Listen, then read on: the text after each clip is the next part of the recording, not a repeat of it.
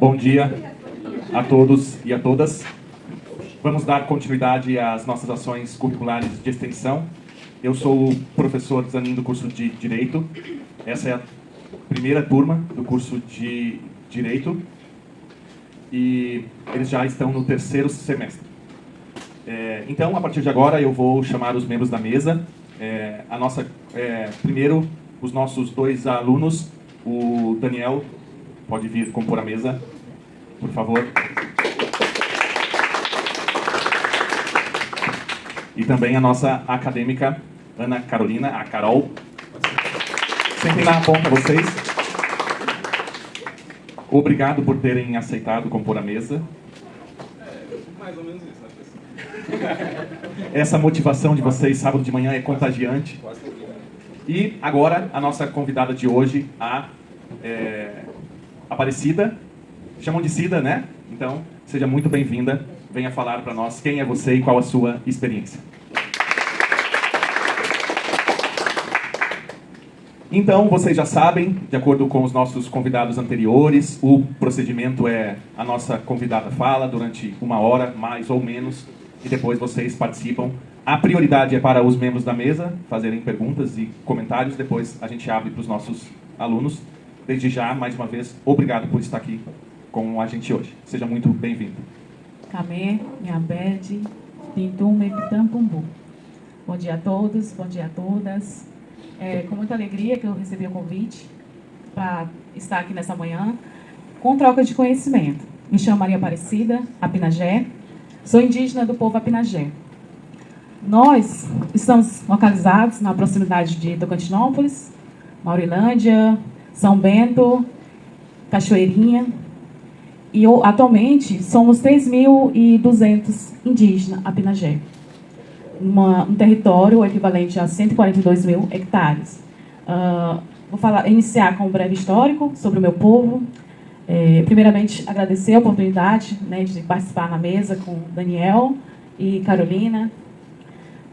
O meu povo, ele fala ainda a língua materna, né, que no início eu dei boas-vindas na minha língua, né, a língua materna Apinagé, é o mesmo nome do povo. Temos nossos costumes tradicionais, a nossa religião própria também, a nossa alimentação própria. Em relação à nossa sociedade também é própria. A nossa sociedade hoje ela é embasada em 2 clãs, né? No Gatã e Vaimé, são os filhos do Sol e os filhos da Lua. Então, toda a nossa história está envolvida nesses 2 clãs, né? Essas 2 sociedades, vamos dizer, que são os filhos do Sol e os filhos da Lua. Então, todo o nosso processo de aprendizagem vem do nosso clã, né? Quando a gente nasce, a gente recebe o nome indígena e, a partir do batismo, que você vai saber em qual sociedade a pertencer, né? Se é o Gatã ou Vaimé, os filhos do Sol ou os filhos da Lua.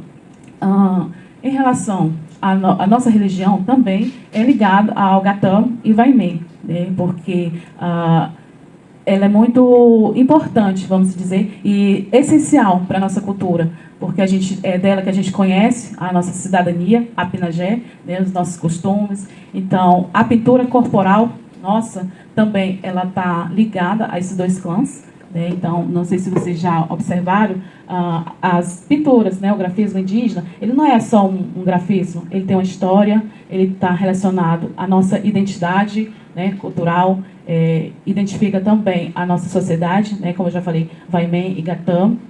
E nós temos as nossas tradições ainda, né, preservadas, por mais que o contato com os não indígenas, né, seja muito próximo, ainda permanecem as nossas tradições, né, cotidianas, os casamentos tradicionais, o batismo também, as nossas festas, né, tradicionais também, os cerimoniais, que são os principais do nosso povo, é o Porigapé, né, que é a simbologia do fim do luto, porque nós, quando perdemos um ente querido, a gente tem um processo, né, de luto, e não dura uns dias, ele dura anos.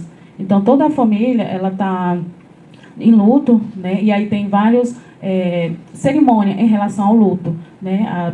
Primeiramente, toma banho, né, vocês tem a visita de 7 dias, né, mas praticamente, e os nossos inicia assim, né, mas toma banho, corte de cabelo, que tira a parte do luto. Só que o pós-HP, ele finaliza após um ano, né, todo esse processo de vivência do luto, né, da família toda. Então, o pós-HP, ele simboliza toda a trajetória em que o ente querido passou, né? Então, a festa do pós-HP, que é a corrida de tora, né, que é mais conhecida, ela simboliza isso. Ela não é só uma festa, como é que eu posso falar? Ela é muito sagrada para o nosso povo. A gente não faz essa festa a todo momento, porque, como eu já disse, né, ela simboliza o final do luto. Então, ela é sagrado. Né? Então, assim, a gente valoriza muito as cerimônias sagradas. E as cerimônias também não sagradas, né, que a gente pode... vou dar exemplo mais uma vez sobre a corrida de tora. Na corrida de tora, quando ela é sagrada, a gente tem todo um ritual, né, de cantoria, que somente as cantorias sagradas podem ser cantadas.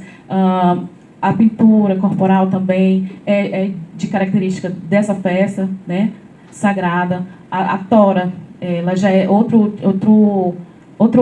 instrumento que é usado, né, para a corrida de tora, tanto para as crianças, né, para os jovens, né, mulheres e homens. E na corrida de tora, a tora em si, ela é sagrada, então ela já é outro tronco. E quando a gente faz festas que não são sagradas, né, às vezes comemoração do Dia dos Povos Indígenas, né, dia 19 de abril, ou casamento, tem a corrida de tora, só que aí o tronco que a gente corre é com do Buriti, né?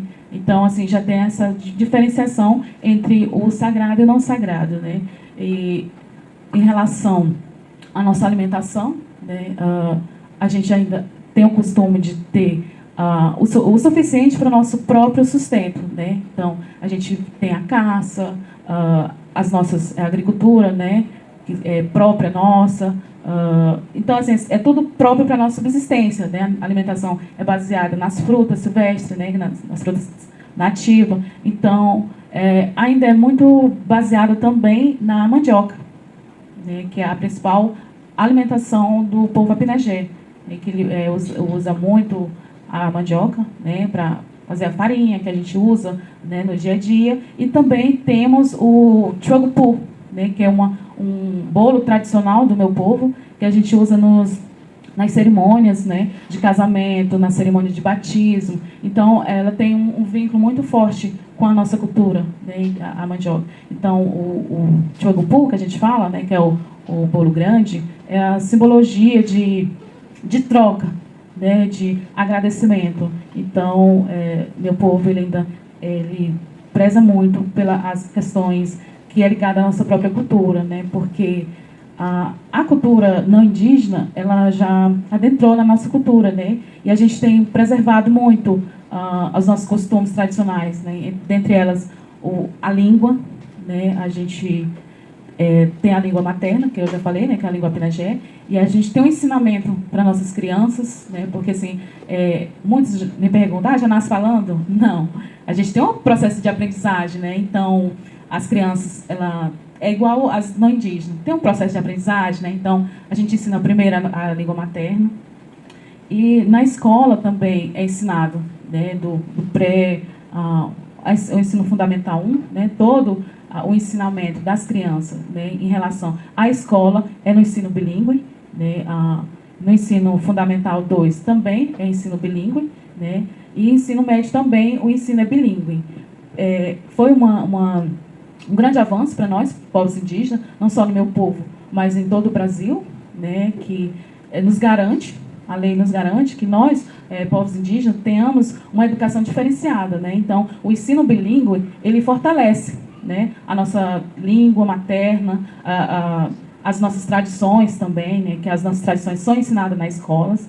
Não é que a não indígena não seja importante. Ela é importante, né, para nós, por estar dialogando, né, que eu acredito que a língua não indígena, ela vem a nos ajudar, né, mas para não sobrepor a nossa cultura, a gente ensina paralelo, né, o ensino bilíngue, ele tem caracteriza, né, para a preservação e valorização da nossa cultura. É a língua, é as nossas tradições, porque temos disciplinas, né, curriculares, que ela atua também nas questões voltadas à nossa cultura, né, de todos os povos brasileiros. E em relação ao protagonismo, né, dos povos indígenas, eu iniciei, né, bastante novas em relação, pela dificuldade que eu encontrava no meu povo, né, e isso fez com que nós fôssemos lutando, né, por melhoria na nossa saúde, na nossa educação, no nosso território. Então, hoje, os nossos anciões, né, ele tem nos ajudado, né, nós como jovens, lideranças, os nossos anciões, eles são uma figura muito importante, né, para essa transmissão de conhecimento, né, desde criança até chegada a um ancião, né, que o ancião é muito respeitado na minha cultura, porque ele transmite o conhecimento dele, né? Então a gente tem valorizado bastante os nossos anciões, porque são as nossas bibliotecas vivas, né? Porque eles transmitem os conhecimentos, e a partir de então que a gente vai ensinando nossos filhos, nossos irmãos, nossos primos, para que a nossa valorização cultural seja permanente, né? E valorizada, porque se nós próprios indígenas não valorizar a nossa cultura, quem vai valorizar? Né? Então, assim, por essa luta incessante pelos nossos direitos, né, como eu já falei, educação de qualidade, não só está escrito na Constituição Federal, porque temos artigo que é voltado para os povos indígenas, né, mas sabemos que, infelizmente, não são cumpridos. Está lá no artigo 231, 232, em relação à nossa cultura, mas, infelizmente, tem alguns não indígenas que não reconhecem, né, nossa tradição, nosso costume, nossa religião, a nossa política, né, social, que é específica de cada povo. Então, o meu povo, ele trabalha muito nessas questões, né, de valorizar a nossa própria cultura. Então, para isso, a gente não é só, eu sou indígena, pronto. Não, eu tenho que viver as experiências, né, cotidiano, do dia a dia. Então, a gente tem buscado muito manter, além da escola, né, as conversas na comunidade. Porque nós, povos indígenas, também tem essa da coletividade, né,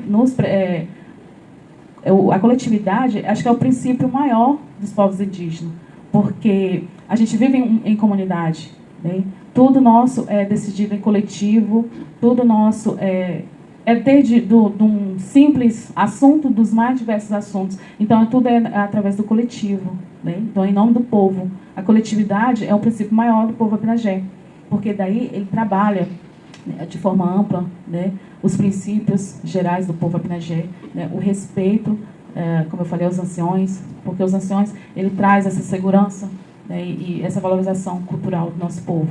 E, voltando à minha experiência, né, como mulher, foi um pouco difícil, né, porque, pela minha cultura, as mulheres, ela era muito fechada. As mulheres, ela era mais para a família, pelo cuidado da casa, pelo cuidado da família, pelo cuidado da roça. Esse é o papel da mulher. A mulher ela não tinha espaço nos momentos de decisões, né, que era um espaço somente dos homens.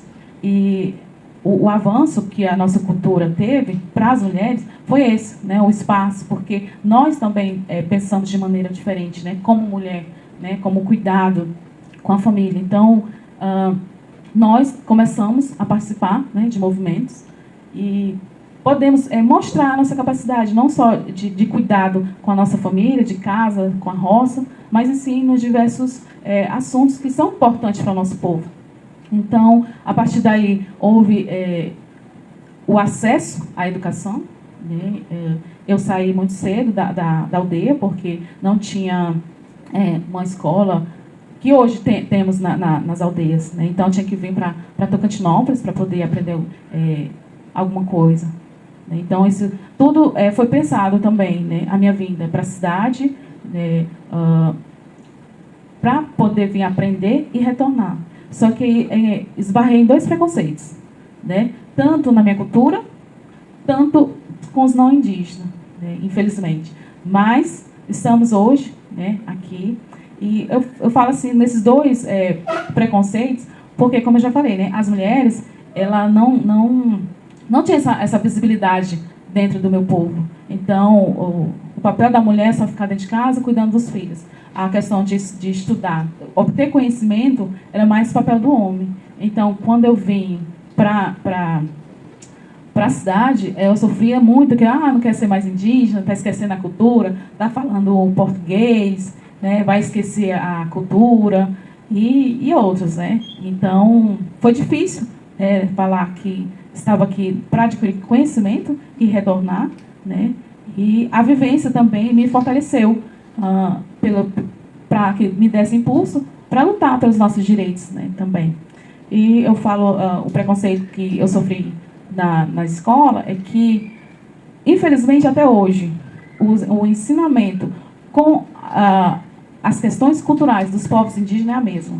Infelizmente, não mudou, né? Que generaliza todos os povos, né? Por exemplo, o índio come cobra, o índio come sapo, o índio é preguiçoso, o índio... E aí tem todos os estereótipos do indígena, né? O indígena é como se fosse um ser de outro planeta, né? Que não fosse um ser humano igual a todos, né? Então, assim, o preconceito que eu sofri era isso, né? Que era coisas que não era da minha cultura, por exemplo, da comida, né? O meu povo ele não tem o costume de comer cobra, mas tem povos que têm, né? Tem esse costume. Tem povo que tem o costume de comer sapo. O meu não tem. Então, eu ficava aquela briga, né? Aquela luta. Meu povo não come isso, meu povo come outros tipos de alimentação, né? Então, assim, como eu falei, generaliza todos os povos e esquece que cada um tem a sua língua, tem a sua cultura, tem a sua sociedade diferenciada, né? A sua pintura. Aqui no estado do Tocantins, temos vários povos. São todos diferentes, né? Eu sou a Pinagé, temos Xerente, temos Traô, Carajá. Todos têm a sua especificidade de cada povo. Então, assim, generalizar é o conhecimento que é passado nas escolas, né? A gente tem lutado bastante com esses ensinamentos, né, das escolas. Hoje, por exemplo, dia do índio, veste as criancinhas lá e fica batendo a mão na boca. Isso é uma afronta para nós, porque nós não fazemos isso, né? Então, assim, o pensar de como nos mostrar, né, para que nossa cultura seja respeitada, é através do conhecimento, né? Mostrar que nós temos a nossa diferença, temos, por ser indígena, né? Mas perante a Constituição Federal, todos sabemos que somos iguais.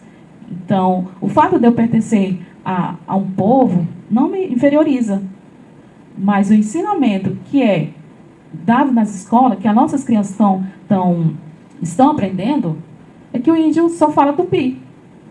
Eu não sei falar tupi. Então, assim, eu ficava... na minha primeira vez, eu fiquei 3 meses na escola e voltei. Porque era duas dificuldades. Era o preconceito dos colegas, e a escola não tinha conhecimento, né, de como receber um indígena, porque até então todos eram iguais. Todos os alunos eram iguais, não tinha diferença de índio ou não. Então, assim, os coleguinhas tinham preconceito. E a questão da língua. Foi difícil aprender a língua portuguesa. Porque até hoje eu estou aprendendo, né? Porque, assim, às vezes, não é que às vezes, ela não é minha, ela está sendo emprestada, né? Mas é necessário, né, que a gente aprenda a língua portuguesa, porque se eu falasse só na minha língua, vocês não entenderiam. Então, assim, a língua portuguesa é como o inglês, né? Tem que ser universal para a gente dialogar. Então, assim, foi um dos fatores da minha desistência no início, a língua portuguesa, porque, assim, às vezes, como eu estava aprendendo, né, as pessoas não entendiam. Aí ficava criticando, ela fala errado, essa índia véia. Então, assim, a gente tem lutado bastante para que esses estereótipos dos povos indígenas sejam banidos, né, sejam acabados, para que seja respeitada e valorizada a nossa cultura, né, não só a nossa, mas diante de todos os povos. E eu iniciei, né, depois de todas as conversas, né, retornei para estudar em Tocantinópolis, e aí eu não parei, né? O meu objetivo era estudar, né? Então, como eu falei, na minha época não tinha escolas, tinha escolas, mas só ensinava a língua indígena e era até no terceiro ano do ensino fundamental, né? E aí tinha que vir para a cidade para poder terminar. Hoje não, hoje a gente teve uma grande conquista de ter as escolas dentro das aldeias, todas ensinam o ensino bilíngue, né, a nossa cultura e a língua materna, ensina a língua portuguesa e todas as disciplinas curriculares que é proposta pelo Estado, através da Secretaria de Estado da Educação do Estado do Tocantins. Então, esse foi um avanço, né, que nós podemos ensinar os nossas crianças e nossos jovens. Então, o fato de eu estar aqui na cidade não fez com que eu esquecesse a minha tradição, a minha cultura, né? Então, eu estudei, né? Fiz todo o meu colegial, ensino médio, aqui em Tocantinópolis, né? Depois...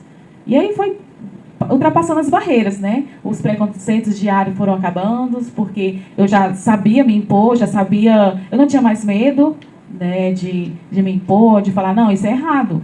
A minha cultura não vive isso. A minha cultura, ela não se alimenta dessa forma. A minha cultura, ela não tem nada disso que vocês falam, né? A minha cultura, eu respeito muito, né, os tupi-guaranis, mas a gente não fala tupi. E eu também, infelizmente, não sei falar.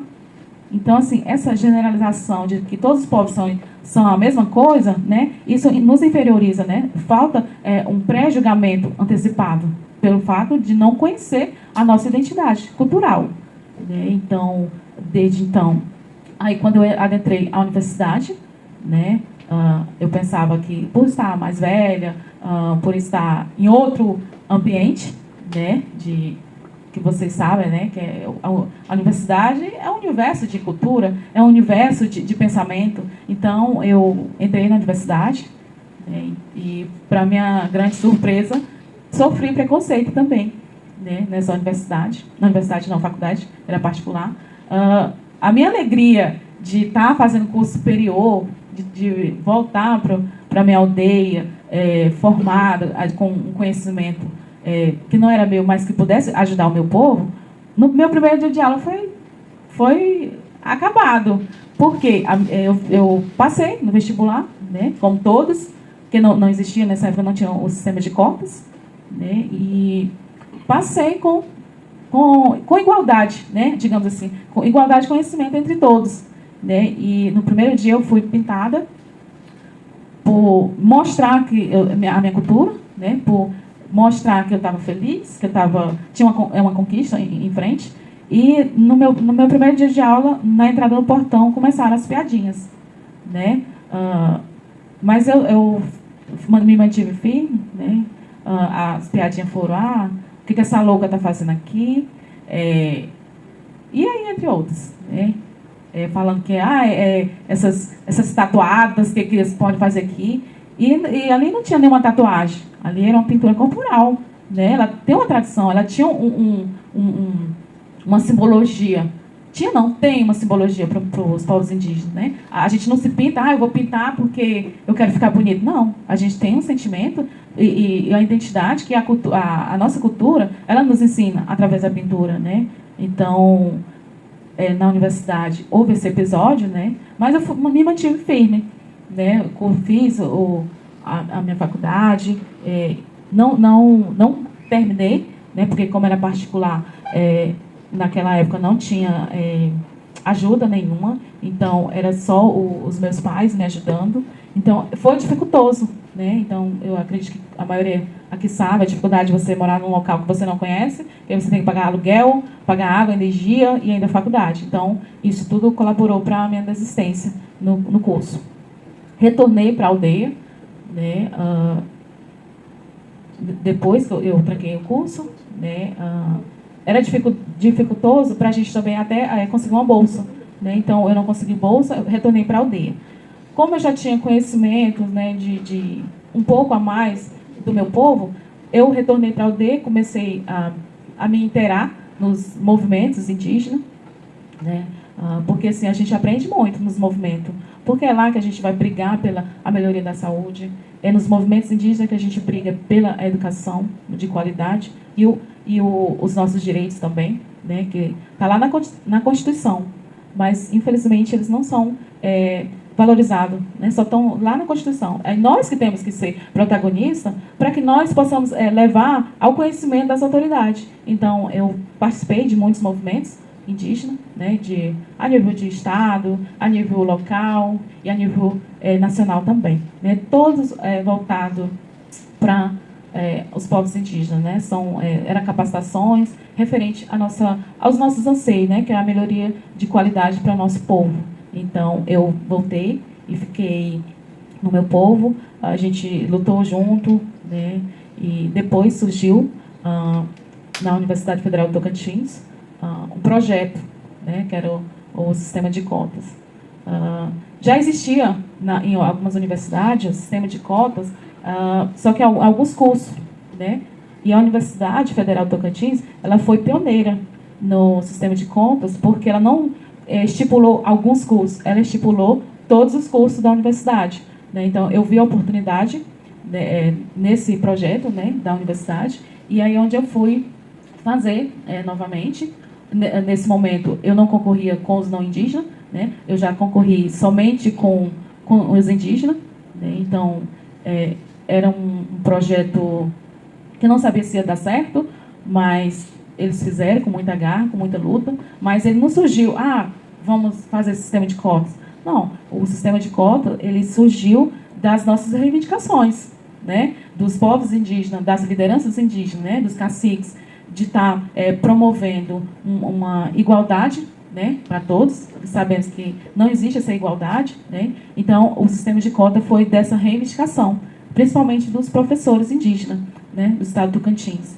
E, na época, o reitor, ele abraçou essa causa, né, e ele pensou em todos, né? Então, ele abriu esse sistema de cotas para todos os campos, né? Então, na época, foram 2 vagas, né, para cada curso, porque, como eu já falei, no início tinha sistema de cotas, por exemplo, na UNB. Na UNB foi precursora, né, também, mas ela só era alguns cursos, né, se eu não me engano, era enfermagem e biologia, me falha a memória, mas era curso específico, né, não era igual à universidade, que o desejo dela era maior, de levar o conhecimento aos povos indígenas, mas em todos os cursos, né? No direito, na pedagogia, né? Na ciência da computação, engenharia ambiental, em todos, né? Então, naquela época, a gente foi um grupo grande, né? Que passou pelo sistema de cotas, né? Então, houve em todos os campos, né? Tocantinópolis, Gurupi, Araguaína, Porto Nacional, Miracema e Palmas. Palmas foi o grande centro, né, onde houve mais indígenas que passaram. E foi um grande avanço para as populações indígenas, né, do estado do Tocantins todo, porque todos puderam ter seu representante na universidade, né? Então, a gente fez o vestibular, passamos, né? Alguns cursos não foram preenchidas as vagas, né, que eram 2 vagas, mas a grande maioria foram. Né? Então, o centro maior também foi Araguaína e Palmas. Né? Então, em diversos cursos que a universidade ela tinha naquele momento. Né? Então, eu passei para o curso. Né? Então, houve vários projetos da própria universidade, né? Para ter a permanência dos estudantes dentro da universidade, porque, assim, eu acredito que não é só abrir o espaço. A universidade ela também tem que ter essa preocupação, né? De como manter os indígenas no espaço que não é dele, que ele está ali só por passagem. Então, a universidade ela propôs, né, ao sistema de cotas e houve também políticas, né, a partir das nossas vivências, a partir da nossa experiência, né, como acadêmicos, né. Então, naquela época foram criados comitês, né, comitês de cada curso. Tinha um professor responsável, por exemplo, direito. Tinha um professor responsável e mais 4 alunos, né, para dar suporte a nós, né, em questão de conhecimento, questão de diálogo mesmo, né, porque você está numa cidade desconhecida, participando de uma cultura que não é sua, né, longe da família, porque nós, povos indígenas, temos muito isso, né, somos muito ligados à nossa família. Então, da maior dificuldade é essa, de você estar longe da sua família. Então, houve essa conversa, né, de política de permanência da universidade e com os alunos e os professores de cada curso, né, onde tinha indígena. né, e foi formado um grupo de trabalho dentro da universidade que fosse responsável pelos indígenas que entraram pelo sistema de cotas na Universidade Federal de Tocantins, né.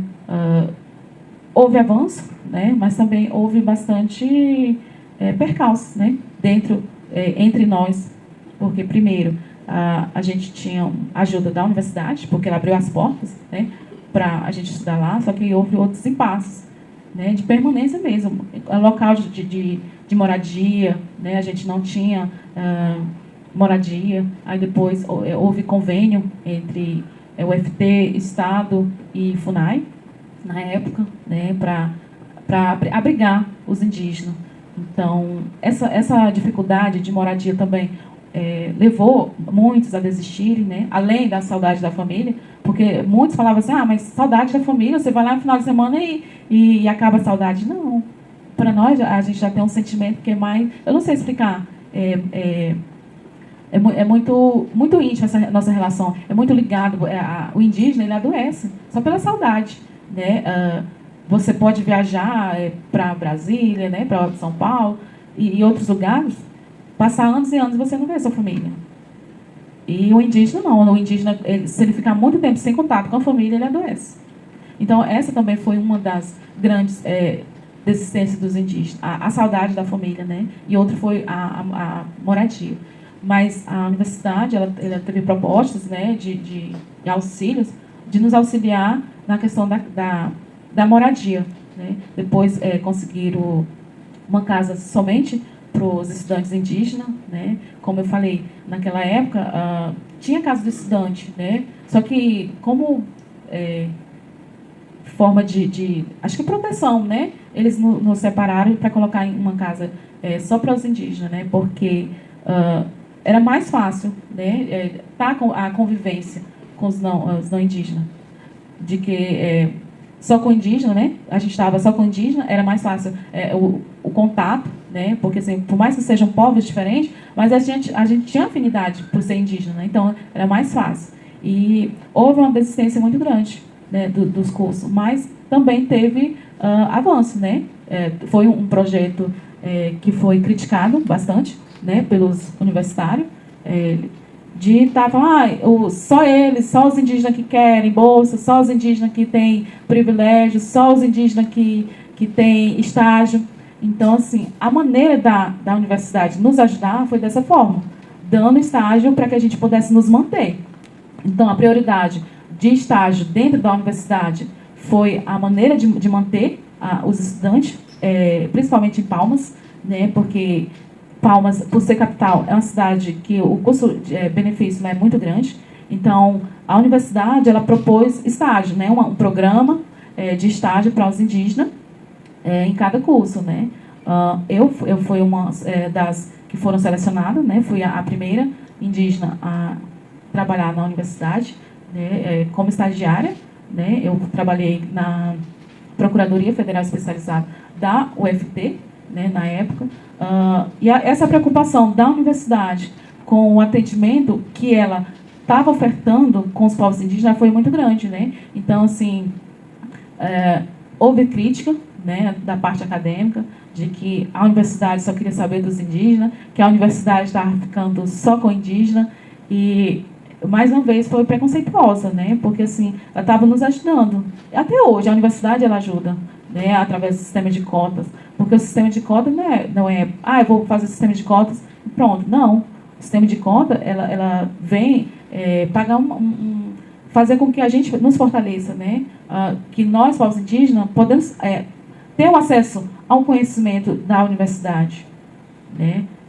Nós temos esse direito também, como cidadão brasileiro, porque muitos não indígenas, eles não vou dizer todos, mas como eu já falei, não conhecem e fazem um pré-julgamento, né, que nós não precisamos conhecer, né, outros cursos, outros universos, né. Hoje a gente tem indígena médicos, a gente tem indígena advogados, temos indígena professores, né, temos indígena em todos os campos de áreas de conhecimento, né. Temos indígena que é químico, né. Então, assim, o fato de eu ser indígena não quer dizer que eu não consigo. Todos nós podemos conseguir, né? Através do conhecimento. Então, essa valorização de conhecer a cultura não indígena para fortalecer a nossa, né? Porque eu posso ir conhecer a cultura de vocês e retornar para o meu povo e usar da melhor forma, né? Por exemplo, hoje eu atuo na escola, né? Dou aula, né? Ensino bilíngue também, e eu ensino aos meus alunos, né? A minha cultura e a cultura não indígena, o que vem estabelecido pelas disciplina, né? Pela grade curricular, que é igual para todos os estudantes da rede estadual, porque a nossa educação é de responsabilidade do Estado, né? Então, tudo que rege sobre a educação é relacionado a todos os estudantes indígena e não indígena, né? Não tem essa diferenciação. Então, assim, voltado para as questões acadêmicas, nós podemos, né? Nós podemos ter esse conhecimento lá fora e retornar para o nosso povo, né? Isso não vai tirar de mim, né, como indígena, as minhas raízes, né? A minha ancestralidade do meu povo. Então, o fato de eu estar vestida, por exemplo, isso não vai tirar a minha identidade como indígena, né? Então, muitos que não conhecem da nossa cultura falam assim: o índio está falando português, já deixou de ser índio. O índio veste roupa, já deixou de ser índio. Índio usa celular, já deixou de ser índio. Então, se nós vivemos de modo primitivo e não acompanhar, né, o que está ao nosso redor, porque, como eu falei no início da minha fala, que o meu território, ele abrange 4 municípios. E os municípios estão em volta do nosso território. Se nós viver somente no território, de modo primitivo, sem contato nenhum, né? Em pleno 2022, como seria a nossa vivência, né? Então, eu não posso ter um celular, eu não posso andar vestida, eu não posso falar português, porque eu já deixei de ser índia. Não, é a maneira que estamos vivendo no modo atual. A civilização, ela não está primitiva para eu ser primitivo, entende? Nós não estamos vivendo lá em 1500, quando chegaram aqui no nosso território. Naquela época, sim, nós não tínhamos conhecimento, nós tínhamos as nossas vestes tradicionais. Mas hoje, como que eu vou me vestir dos modos tradicionais dentro da cidade? Porque já é atentado ao pudor. Vocês conhecem, né? Vocês estão conhecendo as leis. Então, nós temos que nos adaptar ao modo que a gente não perca a nossa essência, mas que a gente tem que se adaptar. Para tudo hoje tem um celular. Então, o celular não é só o WhatsApp. O celular também é informação, né? O celular também pode falar com outros parentes, né? A gente pode trocar conhecimento, pode trocar informações. Então, assim, o pré-julgamento da sociedade não indígena é esse, que nós devemos viver primitivamente, sem roupa, não podemos falar português. Então, assim, se nós falarmos só a nossa língua dentro do nosso território, dentro da nossa aldeia, nós somos livres. Podemos viver nossos costumes, falar a nossa língua, andar pelado, se quisermos, falar somente a nossa língua. Lá podemos. Aqui não podemos, né? Não é que eu vou deixar de falar a minha língua. Não. A Constituição me garante esse direito. Deus, se eu quiser falar somente a minha língua, eu posso. Eu tenho esse direito. E é me garantido na Constituição e na Convenção Internacional, né? Então, assim, a forma de tratar os indígenas de forma primitiva é a falta de conhecimento. A partir que você conhece, você respeita, não é verdade? Né? Eu não digo só a minha cultura como indígena, de todas as culturas. Se eu não conheço a cultura africana, eu não vou respeitar. Se eu não conheço a cultura indígena, eu não vou respeitar. Se eu não conheço outras culturas, eu não vou respeitar. E o nosso Brasil, ele é muito rico em culturas, né? Porque a diversidade cultural que nós temos no Brasil, nenhum outro lugar tem. Porque aqui mesmo no Brasil, temos indígena, né? Temos não indígena, que os não indígenas têm várias culturas, não é verdade?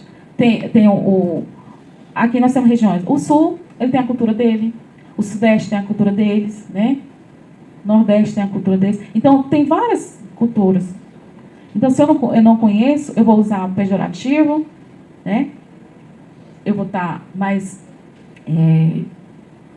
falando de forma pejorativa, de forma que vai ser preconceituosa, né? Então, assim, para nós tratarmos com igualdade, precisamos conhecer um ao outro, a cultura do outro e respeitar. Não é porque ele é A e eu sou B que nós não podemos nos entender.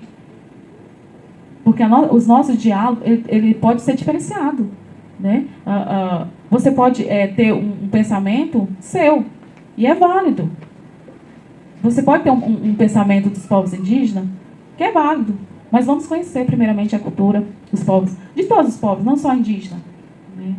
Mas, através do conhecimento, a gente aprende muita coisa, né? Então, a gente vem lutando nesse movimento, né, diário pela valorização cultural, né, a permanência, a revitalização cultural, né, que, infelizmente, com esse acesso às culturas não indígenas, houve culturas que desapareceram, né, mas elas estão sendo revitalizadas. Aqui mesmo, no estado do Tocantins, tem povos que eles estavam sendo revitalizados. Mas por quê? Teve indícios de como era aquela cultura, né? Então, eles estão buscando os conhecimentos que foram perdidos. Por que eu falei no início sobre os nossos anciões? Qual a importância dele para a nossa cultura? É por isso, para que nós não percamos as nossas tradições, né? A gente preza muito nos nossos anciões, porque ele já viveu bastante, né? Mas não é porque ele é velho, não. Pelas experiências que ele tem para nos passar. E aí é daquela experiência que a gente vai prevalecer e fortalecer a nossa cultura. Então, a gente valoriza muito os nossos anciões por essa grandeza, né? Então, quando a gente perde um ancião, o povo todo fica em luto, né? Porque é mais um indígena que está indo embora, é mais um pouco da cultura que está indo embora. Então, a gente aproveita muito os nossos anciões para essa troca de conhecimento. Porque, assim, a nossa cultura, ela valoriza os conhecimentos da escola. Valoriza. Mas o maior valor é o nosso conhecimento tradicional. A nossa transmissão de saberes, né? Então, assim, a transmissão de saberes, ela está numa festa tradicional, numa comida que a gente faz, na pescaria, né, que a gente tem a nossa pesca tradicional, envolve, além do manuseio da pescaria tradicional, envolve toda a família. É da mesma forma na roça, né, no cultivo, desde a derrubada, toda a família participa.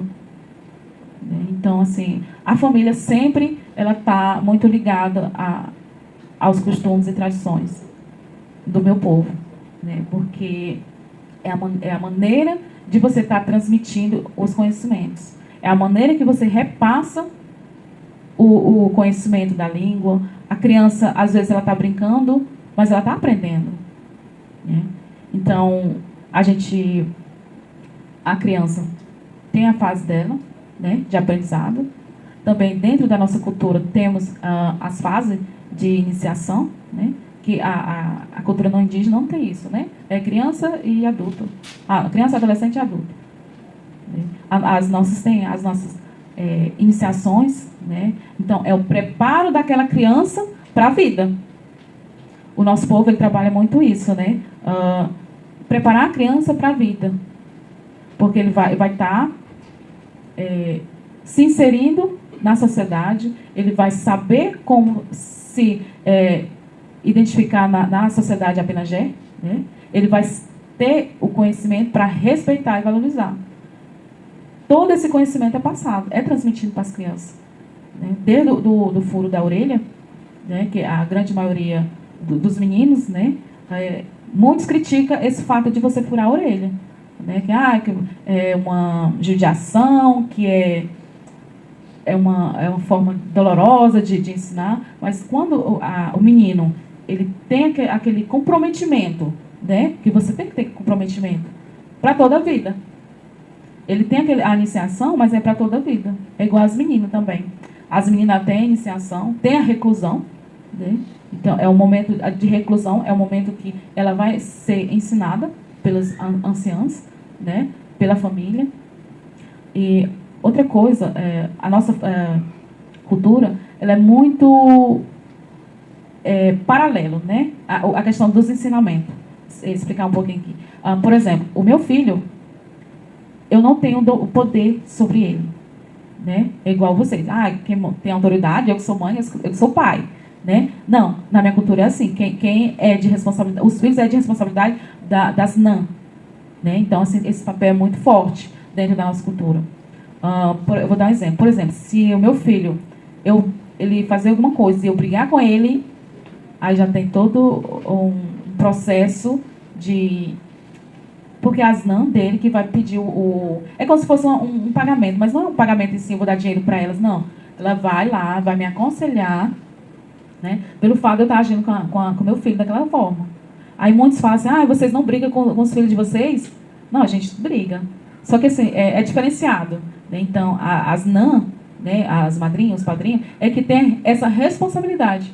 Porque o filho é uma responsabilidade coletiva, né? Então, o meu filho, eu tenho poder sobre ele sozinho, não. Como eu já falei, né? Tudo nosso é coletivo. Então, assim, se ele se machucar, por exemplo, as NAN dele vão pedir um pagamento, mas não é um pagamento em dinheiro. Aí tem todos uns rituais, né? Por exemplo, se o meu filho é ferroado com um maribondo, né? Aí as NAN dele vai vir pedir o pagamento. Aí tem todo um ritual, né? Que os NAN dele vai ter que pagar. Todos aqueles que têm o mesmo nome dele que vão pagar esse episódio que aconteceu com ele, né? Mas o maribondo vai ferroar ele também? Não. A gente faz de conta que vai ferroar, né? Mas aí tem todo um processo antes, né? Tira o maribondo e coloca lá, depois tem um processo. Aí tem um choro, né? Que o choro também ele é muito forte nas nossas tradições, né? Então, esse cuidado com os filhos, ele é compartilhado. Eu não tenho poder sobre o meu filho. Então, isso é muito forte na nossa cultura, né? Até hoje. Se acontecer alguma coisa comigo, as minhas NANs vão fazer com que sofra o que eu sofri. Estão entendendo? É mais ou menos assim. É uma forma de pagamento, né? Se ele queimou a mão, aí tem um processo de... um ritual, né? Os rituais ainda presentes na nossa cultura dessa forma. Mas eu quero frisar, é um ensino que é compartilhado, né? Os nossos filhos... Eu não tenho poder sobre o meu filho, né? Quem tem o poder sobre a educação dele é as NANs. Então, tudo que envolve a nossa cultura, o ancião está presente, né? Nas questões que envolvem a comunidade, né? Todas as decisões, né? Que envolve a comunidade, né? O ancião está ligado, usa o paralelo, né? Com a figura do cacique. O cacique é o responsável por todos da comunidade. Mas ele não tem o poder de decisão. Porque, como eu já falei, tudo coletivo, né? O cacique ele é só um intermediário da comunidade para quem necessita, por exemplo, as questões relacionadas à educação. O cacique ele vai ser intermediário para falar com quem é responsável pela educação, né? A saúde, segurança pública e todos, né? E o cacique tem essa figura, né? Muitos falam, o cacique é o que manda na aldeia. Não, não manda. Ele tem uma figura de representante, né? Do coletivo. Mas ele não tem o poder de decisão sozinho. As decisões é tudo em coletivo. Tudo que for voltado para as questões da comunidade e do povo tem que ser de comum acordo, né? Todos têm que estar conscientes e todos têm que estar a favor, né? Então, é compartilhada essa liderança, né? Então, essa liderança que eu falei, né, no início, sobre as mulheres, por exemplo. Antigamente, nós não tínhamos poder de liderança. Hoje, a gente já tem, né? As mulheres dentro do meu povo têm o poder de liderança. Hoje, a gente tem mulheres cacique, né? Temos mulheres que já estudam, né, faculdade, tem mulheres que estão fazendo mestrado. Então, assim, foi uma luta diária, né? Igual todos os direitos conquistados, ele teve uma luta. Então, nós conquistamos, né, o nosso espaço, que antes não tínhamos. Então, através da educação, que a gente foi adentrando os espaços que hoje a gente ocupa. Porque é novo, né? Esse poder de decisão das mulheres. Então, é uma grande conquista de nós mulheres, a Pinagé. Mas temos povos também que ainda o poder de decisão, a maioria é os homens. Eles não deixam que as mulheres tenham poder de decisão. Então, no meu povo, hoje, na atualidade, já temos, né, as mulheres já conquistaram o espaço, né, de poder de decisão. Não é só do cuidado da casa, não é só o cuidado da roça, né, mas temos o poder de decisão. Hoje temos mulheres cacique, né, são minorias. Atualmente, nós temos 62 aldeias e temos 6 mulheres indígenas, a Pinagé como cacique. Então, a diferença aí vocês observaram, né? De 62, poucas são cacique. Mas é um processo que a gente vem conquistando aos poucos. Então, é a maneira com que a gente se comporta dentro da nossa sociedade. Então, assim, a gente está aprendendo, né? Nós mulheres estamos aprendendo essa liderança, né? Antigamente feita só pelos homens. Então, esse foi um dos grandes avanços para as mulheres, né, em relação ao poder de decisão, ao poder de liderança. Né? Então, os homens eram muito fechados na questão da participação da mulher. A mulher podia falar, mas ela não tinha voz. Mas aí foi mudando, né? Graças a Deus a gente está conquistando nossos espaços. Estamos perdendo a nossa cultura? Não. A gente está se adaptando. Né? Tudo, acredito que todas as culturas são adaptáveis. Né? Então, assim, a nossa... as mulheres foi uma conquista, né? Do poder de decisão, porque a gente viu que é necessário a participação da mulher. Né? Pela a nossa visão, né? de mulher mesmo. Né? Pelo cuidado de casa, da família, pelo cuidado da roça, podemos também cuidar do nosso povo. Então, porque hoje os problemas são os mesmos de sempre, né? A gente cobra muito a questão da melhoria na saúde, né? Que esse ano vocês puderam observar, né? Que a gente teve um grande manifesto que partiu das mulheres, né? E aí a gente juntou todos os povos, todo o povo, na verdade, clamando por melhoria na saúde, porque dói você ver o seu ente querido precisar do medicamento e não ter. De ter um ente querido doente e não ter um transporte para levar até Tocantinópolis, que o nosso polo é Tocantinópolis. Então, naquela manifestação, muitos de Tocantinópolis, eles nos criticaram, né? Mais uma vez preconceituosos, falando que nós temos tudo na mão e estamos reclamando, né? Mas ninguém vive a nossa experiência do dia a dia. Né? Então, assim, a gente não estava lutando com A e B. A nossa saúde é de responsabilidade do governo federal. Então, esses desafios que nós vivenciamos dia a dia, nós enfrentamos até agora. Né? Então, houve avanço? Houve. Não sabemos falar português direito, mas a gente tenta dialogar. Né? Errado ou certo, a gente tenta dialogar. Porque é a maneira que nós achamos de estar com igualdade. Então, assim, hoje temos a consciência que nós somos os protagonistas, né, dessa nossa história. Então, nós que temos que lutar pela melhoria na saúde, pela melhoria na educação, pela melhoria das universidades. Né? Nós estamos vivendo agora um cenário... não diferente, né? Mas que assusta. Nós somos bolsistas, né? Acho que a grande maioria de vocês tem bolsa também. E é difícil você viver, os que moram fora de Tocantinópolis, viver sem a bolsa, né? Sem um trabalho. Então, nós também estamos lutando, né? Através de todas as universidades do país, né? Do Brasil, pelos cortes que a gente está tendo. Mas se a gente não se unir, né? A gente brigar sozinho, a gente não tem vitória. Mas se a gente se unir e brigarmos por melhoria de qualidade, né? Não é só o sistema de cota que ele vai ser beneficiado. Então, assim, nós que somos bolsistas, que nós que entramos, os povos indígenas que entraram pelo sistema de cotas, que tem as bolsas, eles sofrem também. Então, isso é um dos problemas diários, né? Então, é isso que eu tenho para falar para vocês, e espero contar mais vezes, né, com vocês, e convido a todos a participar, a presenciar de perto, né, a minha aldeia.